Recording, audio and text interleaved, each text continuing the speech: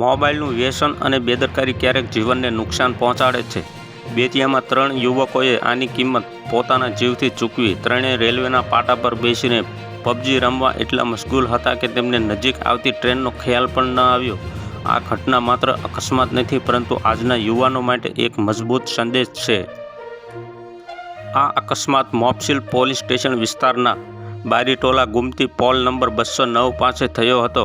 ગામના 3 યુવકો railway track પર બેસીને રમત રમી રહ્યા હતા। ગ્રામજનોના જણાવ્યા અનુસાર ત્રણેય યુવકો રેલવે ટ્રેક પર બેસીને પબજી રમતા હતા। પછી અચાનક ટ્રેન આવી ત્રણેય યુવકોમાં અફડાતફડી મચી ગઈ હતી। ટ્રેન એટલી નજીક આવી ગઈ કે તેમને સ્વસ્થ થવાની તક પણ ન મળી। ભાગવાનો પ્રયાસ કરતી વખતે તે ટ્રેન સાથે અથડાયા છે। ત્રણેય કિશોરો બેધ્યાનપણે મોબાઈલ ગેમમાં મગ્ન હતા। આ દરમિયાન બેતિયાથી સુગોલી તરફ જતી ટ્રેને તેને ટક્કર મારી હતી। અકસ્માત એટલો ભયંકર હતો કે ત્રણેયના ઘટના સ્થળે જ મોત થયા હતા। ઘટનાને પગલે આસપાસના લોકો દોડી આવ્યા હતા। થોડી જ વારમાં ત્યાં લોકોનું ટોળું એકઠું થઈ ગયું। માહિતી મળતા જ પોલીસે ઘટના સ્થળે પહોંચી તપાસ શરૂ કરી હતી।